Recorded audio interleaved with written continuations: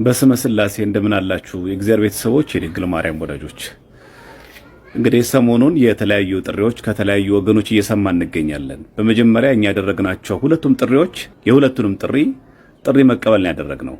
ቀለም ወርቅ አይተንፍሱ ወይም ደግሞ ኤርሚያስ አበበ የሚባለው ግለሰብ ነገረ መስቀሉን በተመለከተ እኔ አጠገብ ሊቆም የሚችል አንድም የቤተ ክህነት ሰው የለም በማለቱ ምክንያት እሱ ያቀረበውን ጥሪ የተቀበልነው። ትዝታው ሳሙኤልና ዮናታን አክሊሉ የተባሉ ግለሰቦች ደግሞ በቤተክርስቲያናችን የሐዲስ ኪዳን መሰዊያ በሆነ በታቦት ላይ ሲሳለቁ ነበር። ለዚህ ላቀረቡ ስላቅ ምላሽ ካላቸው ገለልተኛ በሆነ ቤት ልክ እንደ ቴዲ ሐዋሳ ቤት እንድንዋይ ነበር ጥሪ ያቀረብኩት። ቀለሜም ላቀረበው እኔ ፊት የሚቆም የለም በማለቱ እሺ አንተ ባልከው ርዕስ ሆኖ በመጽሐፍ ቅዱስ ቤተክርስቲያናችን በምትቀበላቸው የትኞቹ መጽሐፍቶች ብለን ጥሪ ተቀበልነው። አልመጣም። ትዝታው ሳሙኤልና ዮናታን አክሊሉ ልክ እንደዚህ በሐዲስ ኪዳን መሰዊያ በሆነው በታቦቱ ይደገማል ባሉት ክፉ ድግምት ምክንያት ኑ እንወያይ ያልናቸው እነሱም ይኸው እስከዛሬ ድረስ ሳይመጡ ቀሩ። ቴዲ ሐዋሳ ቤት በመግባት የፕሮቴስታንት እምነት ገድላት ድርሳናትን ከመንቀፍ ውጪ አምስቱን ሶላዎች መጽሐፍ ቅዱሳዊ እንደሆኑ ማስረዳት የሚችሉበት መሰረት የላቸውም ላልኩት ንግግርና ክብረ ቅዱሳት ስዕላት ላይ አይከን ቬኔሬሽን ላይ ጥሪ አቅርቦ ነበር። ይህ ግለሰብ ከተለያዩ ወንድሞች ጋር ከዚህ ቀደም በነበረው ዲቤት ስንመለከት ድርቅናን የተከተለ የውይይት አቀራረብ የሚከተልና አይንን ግንባር ያርገው ብሎ የሚወያይ ሰው ነው። ባጭር ቃሌ ለዲቤት ውይይት ብቁ ሰው አይደለም። ባይሆን ኤፍሬም ባለ ጊዜ ከዚህ በፊት በቅዱስ ቁርባን ላይ እምነት ብቻ በሚለው ርዕሰ ጉዳይ ላይ እንዲሁ ደግሞ ክርስቶስ ፈራጅ ወይ አማላጅ በሚሉ በተለያዩ ርዕሰ ጉዳዮች ጋር ከኤፍሬም ባለ ጊዜ ጋር ዲቤት አድርገናል። አሁንም አስፈላጊ ከሆነ መዋየት እንችላለን። እንዲህ አይነት ለውይይት ብቁ የሆኑ መረጃና ማስረጃ መሰረት አድርገው እንጂ መደናቆርና ድርቅናን የውይይት መርህ አድርገው ከሚከተሉ ሰዎች ራሳችሁን ጠብቁ። ሰላም እግዚአብሔር ከሁላችን ጋር ይሁን። ሁላችንም ከነማተባችን ለክብር ሞት ያብቃል። ወስብሐት ለእግዚአብሔር። ከማንም ዝምባም ጋር እንድነጋገር የምትጠሩን ምን ሆናችሁ? የኔ እንትን ስፍራ እኔ ቄስ ነኝ። ትንሽ ብንከባበር ጥሩ ነው። ስለዚህ እኔ ነኝ የምከራከረው ካልክ ከኢትዮጵያ ኦርቶዶክስ ከሊቃውንቱ ጉባኤ ከአራት አይናዎቹ አጽፈና የመጀመሪያው ነገር ከማንም ዝምባም ጋር የሚለው አገላለጽ የበታችነት ስሜት ተጠቂነቱንና የአጋንንት ስራ አስፈጻሚ መሆኑን ማሳያ ነው። ምክንያቱም በስድብ ነው የጀመረው። ለምን ስለ እግዚአብሔር ቃል ለመወያየት ልወያይ ብሎ የጠየቀውን ሰው በስድብ ነው የሚሸነቁጠው ማለት ነው። ይሄ ነው የእግዚአብሔር ሰው እያላችሁ የምትደግፉት። ይሄንን ነው በርታ አይዞ እንኳን አንተ ተናገርከው ምናምን እያላችሁ ኮሜንት ላይ ያየው ነበርና በለው ይላል።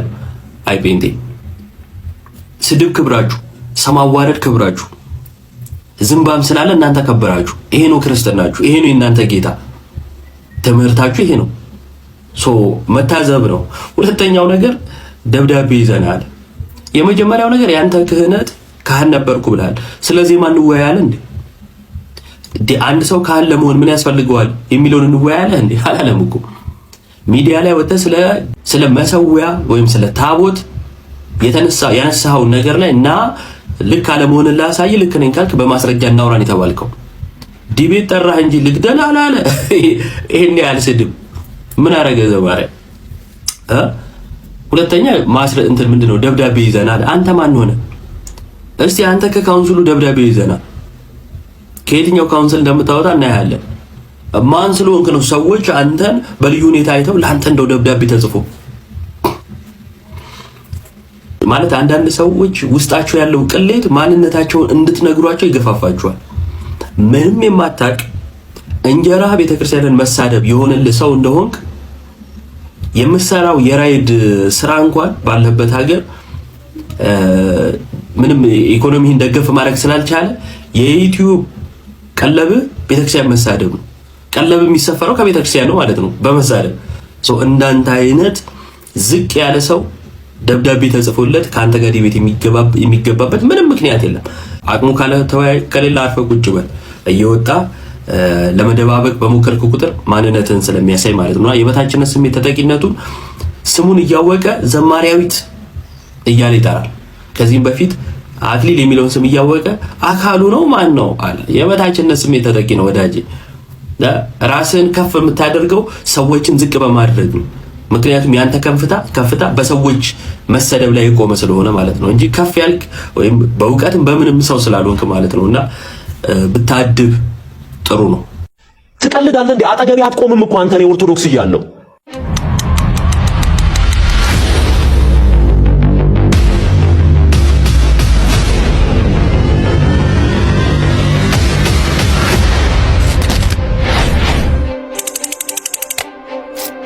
አጠገቤ አትደርስም። አጠገቤ የሚያደርስ የለም። እኔ የነበርኩበትን ሌቭል ለመድረስ እንኳን አቅም አሁን እንኳን ብትጀምር አትደርስበትም። በስመ ሥላሴ እንደምን አላችሁ የእግዚአብሔር ቤተሰቦች፣ የድንግል ማርያም ወዳጆች። እንን ጸበል ቀጂ የሚልኩት እነማን እንደሆኑ አውቃቸዋለሁ። ትዝታ ሳሙኤልና ዮናታን አክሊሉ የተባሉ ግለሰቦች ደግሞ በቤተክርስቲያናችን የሐዲስ ኪዳን መሠዊያ በሆነ በታቦታች ሲሳለቁ ነበር። ለዚህ ላቀረቡ ስላቅ ምላሽ ካላቸው ገለልተኛ በሆነ ቤት ልክ እንደ ቴዲ አዋሳ ቤት እንድንዋይ ነበር ጥሪ ያቀረብኩት። በጣም ደፋር ሰው ነው። በጣም ትንሽ አትፈራም? ትንሽ አታፍርም? ጸበል ቀጂ ጋር እኔ ቁጭ ብዬ የምነጋገር ይመስላል? እንደዚህ አይነት ድኩማን የሆኑ በእውቀት የደከሙ እንኳን አይደለም የመጽሐፍ ቅዱስን እውነት የቸርቿን ትምህርት እንኳን ማያውቅ ሰው ካንተ ጋር እኔ ቁጭ ብዬ አልነጋገር። ትዝታ ሳሙኤልና ዮናታን አክሊሉ ልክ እንደዚህ በሐዲስ ኪዳን መሠዊያ በሆነው በታቦቱ ይደገማል ባሉት ክፉ ድግምት ምክንያት ነው እንዋይ ያልናቸው። እነሱም ይኸው እስከዛ ድረስ ሳይመጡ ቀሩ። ሲኖዶሱ የወከለ በደብዳቤ ከመጋቢ ከፓስተር ትዝታው ሳሙኤል ጋር እንዲነጋገር ቸርቿን ወክለን ልከነዋል ብለው ደብዳቤ ጽፈው ደብዳቤ አምጣ ከኔ ጋር ለመነጋገር። እግዚአብሔር ምስክሬ ነው። እኔ በጣም ነው ድፍረቱን ያደነኩት። በጣም ብንሰርቅም ባንሰርቅም እንኳን ክርስቲያን ሆን እመቤቴ እንኳን ኦርቶዶክስ ሆን ጾማችን የመላእክት ማዕሌታችን የመላእክት ስርዓታችን ለመላእክት ከማንም ዝምባም ጋር እንድነጋገር የምትጠሩን ምን ሆናችሁ? የኔ እንትን ስፍራ እኔ ቄስ ነኝ። ትንሽ ብንከባበር ጥሩ ነው። ስለዚህ እኔ ነኝ የምከራከረው ካልክ ከኢትዮጵያ ኦርቶዶክስ ከሊቃውንቱ ጉባኤ አንተ ቆሮቆንዳ ከአራት አይናዎቹ አጽፈና እኔ አንተ በሰድብክ ምንም ነው የማይመስልኝ። ማንም ቢታዘበኝ እንዴት አይደለም። ዝምባም አንተ ነህ። አንተ የዝምባ አየር ማረፊያ አንተ ወንድ ሆነህ ነው ዘማርያምን የምትናገረው? ዘማርያማዊት ወንዶች ሴት ሆነው ነው የሚታዩክ? ያ ነገር ነህ እንዴ? ወንዶችን ሴት አድርጋ በሴት ስም ከጠራህ እንግዲህ አንተ ያ ነገር ነህ ማለት ነው። አልጠራውም ስሙን። አንተ የዩቲዩብ ጡረተኛ ቤተክርስቲያን እየተሳደብክ በዩቲዩብ ጡረት አይደል እንዴ የምትኖረው? አርፈ ታክሲን አትነዳም?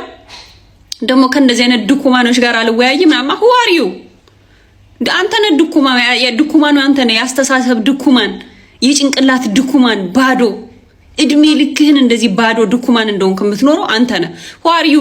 ወንድሞቼን የምትሳደቡ አንተ ማን አባ ስለሆንክ ነው? አንተ የዘማርያም ጫፍ እንዲህ ጫፉ የፀጉሩ ጫፍ ላይ አትደርስም። ምኑም ላይ ማለት ነው። ከስርዓቱ ሲያስተምር እንኳን እንዴት ስርዓት እንዳለው ሰው ሰላም ሲል እንዴት ስነ ስርዓት እንዳለው በብዙ ነገር ነው የሚበልጥ። ባይዘዌ ቆሮቆንዳ ደግሞ አንተም ሰው ሆነ ዘማርያምን ትናገራለህ? ማትረባ who are you? አንተ ማን ስለሆንክ ነው የኔን ወንድሞች የምትናገረው? ማን ነህ አንተ? አንተ ቆዳ አንተ ማለት ከዮኒ ማኛ በታች ነህ። ለኔ አሁን የሰው ድኩማን ዮኒ ማኛ ነው። አንተ ደግሞ የሱ በታች ድኩማን ነህ። ትዝታው ሳሙኤል አርፈ ተቀመጥ። ቆረቆንዳ አንተ ማን ሆነ ነው ወንድሞቻችንን የምትሳደበው? አረ በጣም ታሳፈራለህ። ውይይት እንወያይ ተብለ ተጠራህ አይደለ? መወያየት ነው። እውቀቱ ካለ መወያየት፣ ካልቻልክ አልችልም ብለ መናገር። በክብር ና እንወያይ ተብለ ተጠራህ። ና እንወያይ በክብር ተብለ ስትጠራ እውቀቱ ካለ መወያየት። አራት አይናዎቹ ጋር ምናምኖች ጋር የቤተ ክርስቲያንን ፍርፋሪ እየበላህ እኮ ነው ያደከው። ትዝታው ሳሙኤል እኔ የምመኘው ላንተ የሆነ ሽባ ሆነ ወይ ቆማጣ ምናምን ሆነ የሆነ ነገር ሆነ መተጻድቃኔ ማርያም ቤቷ በዳዴ ተንበርከከ እሷ እንድትምር ነው የምፈልገው። የዛኔ ጣዕሟ እንዲገባህ ማለት ነው። አንተ ደነዝ ኦርቶዶክስ ወጣ ስንልላቸው እንትኑን ተረሱት። ይሄ የቄሱን ጉዳይ ረሱት። ይኸውልህ እኔ የምነጋገረው ከሊቃውንት ጋር ኦኬ፣ ከሊቃውንት ጋር ይምጣ። አራት አይና ስድስት አይና የምትለውን እሱን ነው እንጂ እኔ የምፈልገው ከዶሮ ነጋዴ ጋር አልነጋገርም። አዮ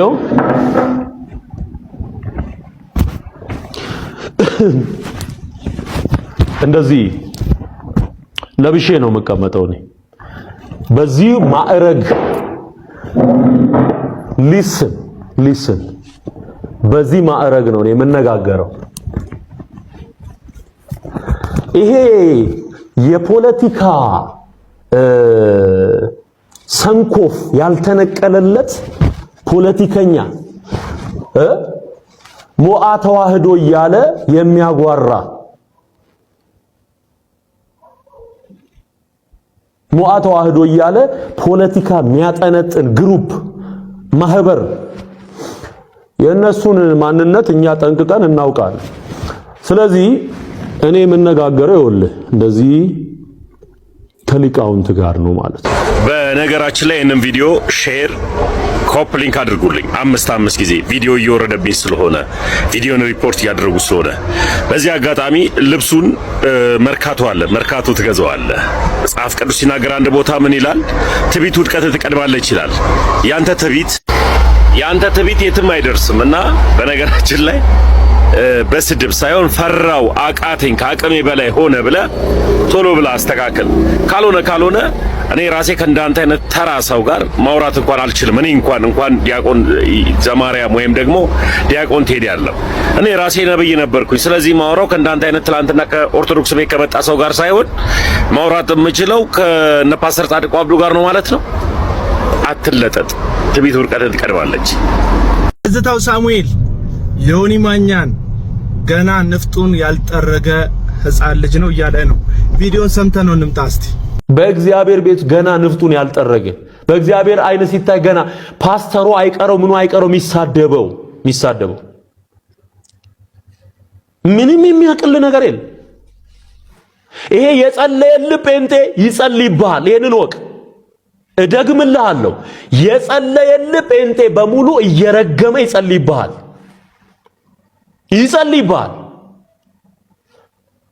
በእግዚአብሔር ፊት ነው የምናገረው። ብዙ ቅዱሳን ልባቸው ባንተ እንደተጎዳ አውቃለሁ። በጣም ብዙ ሰዎች ሲጸልዩልህ የኖሩ ሁሉ እግዚአብሔር እንዲፈርድብህ የፍርድን ጸሎት ሊጸልዩ ይችላል። ገለል እንዲያደርግ ሊጸልዩ ይችላል። አካውንትህን ለማዘጋት ምን ያህል እንደተነሱ አይተሃል።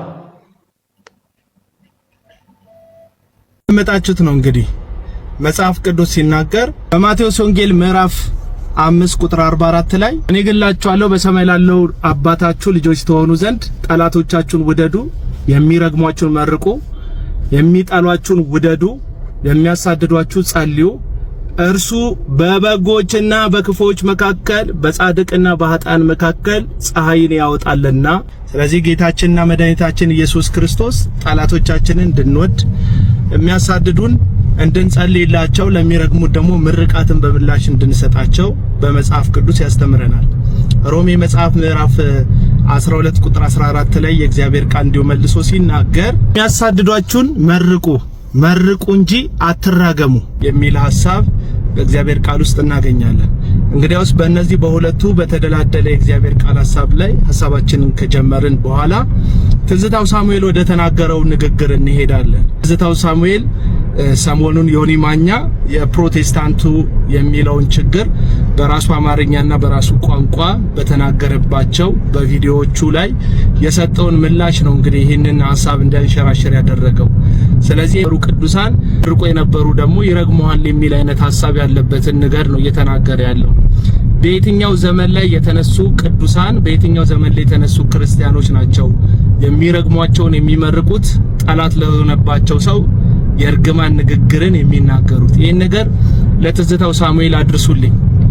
ዮኒ ማኛን ከመጀመሪያው ጊዜ አንስቶ የመጣበት አመጣጥ ልክ እንዳልሆነ ጥቂት ከሚባሉ አማኞች ጋር ፊት ለፊት ወጥቼ ስናገር እንደነበረ ይህንን ቪዲዮ የምትከታተሉት ሁላችሁ ምስክር ትሆኑኛላችሁ። ከአንዳንድ ሐሰተኛ ምስክሮች ውጪ ሁላችሁ እንደምትመሰክሩልኝ አምናለሁ። ነገር ግን ይህ ማለት ዮኒ ማኛ ሲራገም እንርገመው ወይም ጥላቻ የጠላን ሲመስለን በምላሹ ጥላቻ እንስጠው እያልን አይደለም። በዛ ላይ ደግሞ አካውንትን ለማዘጋት ምን ያህል እንደተንተፋተፉ አይተካል የሚል ሐሳብን ስታንጸባርቅ ሰምቻለሁ። ይሄ የደቦ ፍርድና የመንጋ ውሳኔ እኮ የጽድቅ መለኪያና የክርስትና አቋም አይደለም።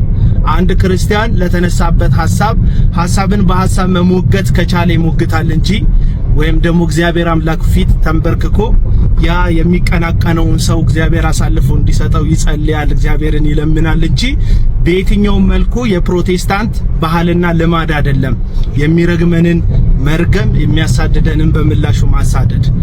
ከቅርብ ጊዜ ወዲህ በኋላ ግን የመጣችሁ በተለይ የዚህ የሶሻል ሚዲያ የጥላቻ እውራንና የጥላቻ ሐሳብ አቀንቃኝ የሆናችሁ ግለሰቦች በጣም ብዙ ሰዎችን በመሳደብ የሐሰት ስምን በመለጠፍ ሚዲያው ላይ በጣም ራሳችሁን ለማቆየት የሞከራችሁ እየተመለከትኩ ነው ያለሁት። ዮኒ ማኛ ከዚህ በፊት ባነሳቸው አጀንዳዎቹ ዙሪያ ላይ ተከፍሎታል ብሎ ከሚያምኑ ሰዎች መካከል አንዱ ነኝ።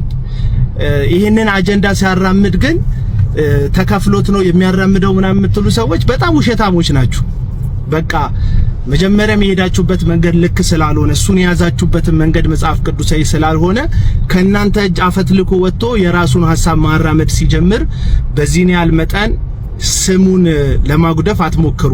እናንተ መስቀል የተሸከምን ክርስቲያኖች ኢየሱስን የምንመስል ደቀ መዛሙርቶቹ ነን ካላችሁ በጥላቻው ፈንታ ጠልቶናል የምትሉ ከሆነ መውደድና ፍቅርን ያልተቆጠበ ርህራይን አሳዩት እንጂ በዚህን ያህል ደረጃ ስም በማጥፋት ዘመቻ ባትዘምቱ ደስ ይለኛል ባይ ነኝ። በተለይ ከኦርቶዶክስ ቤተክርስቲያን መጣው የምትሉ ትዝታው ሳሙኤልን ጨምሮ የኦርቶዶክስ ቤተክርስቲያን የቀድሞ አስተማሪ፣ ዘማሪ፣ ዲያቆን፣ ቄስ ነኝ የምትሉ ሰዎች በተለየ መንገድ ለዚህች ሃይማኖት ጥላቻችሁን በሚዲያ ስታሳዩ እየተመለከትኩ ነው። በእርግጥ አንዳንዶች ከልብ በመነጨ ቅንነትና በቤተ ክርስቲያን ውስጥ ስህተት አለ ብለው ከማመናቸው የተነሳ ሰዎች እንዲድኑላቸው በእነሱ ምልከታ በበጎ ልቦናና ሕሊና እንደሚሰሩ ባምንም በጣም የበዛችሁት ግን ጥላቻና የበቀል ስሜትን ይዛችሁ እንደምትንቀሳቀሱ ከትዝታው ሳሙኤል ባለፈው ላይቭ ከገባው ሙሉ ቪዲዮ መረዳት ችያለሁ። እና ትዝታው ሳሙኤል እኛ ወንጌላውያን አማኞች የሚረግሙንን አንረግምም፣ የሚያሳድዱንን መልሰን አናሳድድም። ምክንያቱም እኛ ያንተ ደቀ መዛሙርቶች ሳንሆን የጌታ ኢየሱስ ክርስቶስ ደቀ መዛሙርቶች ነን። ጌታችንና መድኃኒታችን ኢየሱስ ክርስቶስ ለሚያሳድዷችሁ ጸልዩላቸው፣ የሚረግሟችሁን ደግሞ መርቋቸው ነው እንጂ ያለን እንዳንተ የርግማንን ቃል እያወጣችሁ ጸልዩና ንቀሉት ብሎ አላስተማረንም። ስለዚህ አንተን ሳይሆን ኢየሱስን እንሰማለን። አንሰማህም ልልህ ፈልጌ ነው ይሄን ቪዲዮ የሰራሁት። አድርሱልኝ። በዚህ ቪዲዮ ጆሮ ቆራጩንና ኪስ ቆራጩን አሳያቸዋለሁ። ተከታተሉ። ወደ ቪዲዮ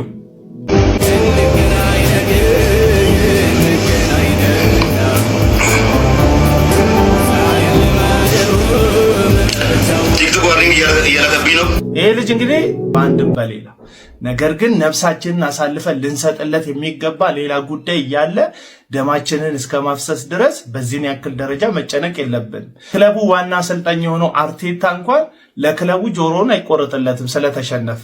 እንደውም በብቃታቸው አሸንፈውናል፣ እነሱ ስለተጫወቱ አሸንፈዋል ምናምን ብሎ ጋዜጣዊ መግለጫ ነው የሚሰጠው። አንተ ደጋፊ የሆነ ለዛውም ከድህነት ወለል በታች የሆነች ኢትዮጵያ የምትባል ሀገር ውስጥ እየደገፍክ በዚህን ያክል ደረጃ አርሰናል ሲሸነፍ እሸረክተዋለሁ ቆርጠዋለሁ ማለት ምን ያህል ጭንቅላትህን እየተጠቀምክበት እንዳልሆነ ማሳያ ነው። ስለዚህ ብራዘር የፈለገው ቲም ዋንጫ ደርሶ እንኳን ቢሸነፍ ያን ያህል ማተር አድርጎልህ ጆሮዬን ቆርጣለሁ ምናምን ባትል ጥሩ ነው። ይሄ የኔ ኮንቴንት አይደለም። ግን አንዳንድ ጊዜ እንደዚህ ሶሻል ሚዲያ ላይ እንደዚህ አይነት ነገሮችን ካልተቃወምን ነገና ከነገ ወዲያ ደግሞ ላይቭ ላይ እንደዚሁ ቻሌንጅ ገብተው ደግሞ እታነቃለሁ ሞታለሁ የሚሉ ተላላና ቄሎች ሊመጡብን ስለሚችል ሳይቃጠል በቅጠል እንዲሉ አበው ይሄንን ሰውዬ ልክ አለመሆኑን ስንነገር እነዛ ሰዎች እንዲታቀቡልንም ጭምር ነው ይሄን ቪዲዮ የምሰራው። ቪዲዮ ደግሞ እንደዚህኛው ሞኝና ተላላ አይደለም፣ ህዝብን የሚያጭበረብር ኪስ ቆራጩን ደግሞ ላሳያችሁ በኳስ ምን እያለ እንደሆነ። ችግሩ መሰላችሁ አንድ መላጣ የሆነ ተጫዋች አይቻልም። ማንቸስተር ነው አርሰናል ነው የሚያሸንፈው። ካሜራማኖች አንደኛ አርሰናል ደጋፊ ነው፣ አንደኛ ማንቸስተር ደጋፊ ነው። የማንቸስተር ጃና ፋሲልም እንዳይጣሉ፣ ታናሽ ወንድሜምና ታላቅ ወንድሜም እንዳይጣሉ፣ እንዳይደሰቱም እንዳያለቅሱም እናርጋቸው። ሰሙታላችሁ። ካሜራማን ሁለቱ ካሜራማን የአርሰናል የማንቸስተር ደጋፊ ናቸው። ታላቅ ወንድሜና ታናሽ ወንድሜም የአርሰናል የማንቸስተር ደጋፊ ነው። ሁለቱም እንዳያዝኑም እንዳይደሰቱ እናደርጋቸው እያለ ነው። ምን ማለት ነው? እኩል ውጤት እንዲኖራቸው እናደርግ እያለ ነው። መጀመሪያ ግን ምን እያለን ነው? ችግሩ መላጣው ነው እያለን ነው። ይሄ ሰውዬ ማንቸስተር ቢያሸንፍ ከዛ ማንቸስተር ባሸነፈው ጨዋታ ላይ ደግሞ ኢምቤሞ ጎል ቢያስቆጥርና ማንቸስተር ድል ቢያደርግ ችግሩ መላጣው ነው ስላለ በመላጣው ጎል ማግባት ማንቸስተር እንደሚያሸንፍ ቀድሜ ነግሬያቸዋለሁ ሊለን ነው። ደግሞ ባያሸንፍ ደግሞ ሁለቱ ካሜራማኖች ማንቸስተርና አርሰናል ስለሆኑ እኩል ወጥተዋል ሊለን ነው። እኩል ቢወጡ ማለት ነው። ስለዚህ ይሄ ሰውዬ ደብል ቻንስ ይዞ ነው እየተጫወተ ያለው። ስሙትማ ይሻላል አይደለ? ሁለቱ መጣላት የለባቸው። ችግሩ መሰላችሁ አንድ መላጣ የሆነ ተጫዋች አይቻልም።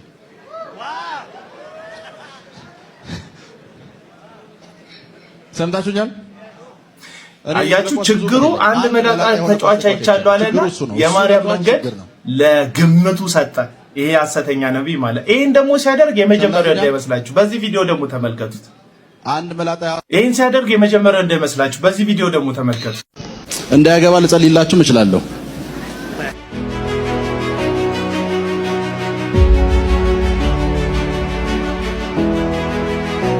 ፈርናንዴዝ የሚባል ኳስ ተጫዋች ታውቃላችሁ? ስንት ቁጥር ነው? ማነው ስሙ? እሱን አየሁት። ቀጣይ ያየሁትን ልንገራችሁ። ፈርናንዴዝ የሚባል ኳስ ተጫዋች ጎል ሲያገባ ይቻለሁ። እንዳያገባ ልጸልይላችሁ እችላለሁ። ሰምታችኋል? እዚህ ጋር ፈርናንዴዝ የሚባል ተጫዋች ጎል ሲያገባ ይቻለሁ አለ። እንዳያገባም ልጸልይላችሁ እችላለሁ አለ። ስለዚህ ፈርናንዴዝ ቢያገባ እንዲያገባ አይቷል ይባልና ስላየ ይጨበጨበለታል። እንዳያገባ ልጸልይላችሁ ደግሞ ስላለ ባያገባ ጸልየውበት ነው ያላገባው እንዲባል አድርጎ ነው የተናገረው። ቅድም ያያችሁት ጆሮ ቆራጩን ነው። አሁን ደግሞ ያያችሁት ኪስ ቆራጩን ነው። ኳስ ላይ፣ ቤት ላይ፣ ትዳር ላይ፣ የሰው ቢዝነስ ላይ በመገመትና አንዳንድ ኢንፎርሜሽን አሰባስቦ የሰበሰበውን ኢንፎርሜሽን መልሶ ለባለ ጉዳዮቹ በመናገር ኪሳቸውን እየቆረጠ ያለ ሐሰተኛ ነብይ ነው። እግዚአብሔር ቀዩን ባየ በነቢያቱ በኩል አጫውታ አያውቅም። ድንግል ትወልዳለች፣ አይ ድንግል አይደለም የምትወልደው አይደለም የሚለው። ድንግል ትጸንሳለች፣ ወንድ ልጅም ትወልዳለች። ቁርጥ አድርጎ ነው የሚናገረው የኛ እግዚአብሔር። ልክ እንዳንተ ሲያገባ ይቻለው ልጸልይ እንዳያገባ እያለ እዚህ እንዳትጣሉ አደርጋለሁ ችግሩ መላጣው ነው ምናምን እያለ ቅጥርጥር እያደረገ ቀዩን ባየ የሚያጫውት እግዚአብሔር የለም። ስለዚህ ከጆሮ ቆራጩም ከኪሱ ቆራጩም እንድትጠበቁ ነው የዛሬ መልእክቴ። ይመቻችሁ።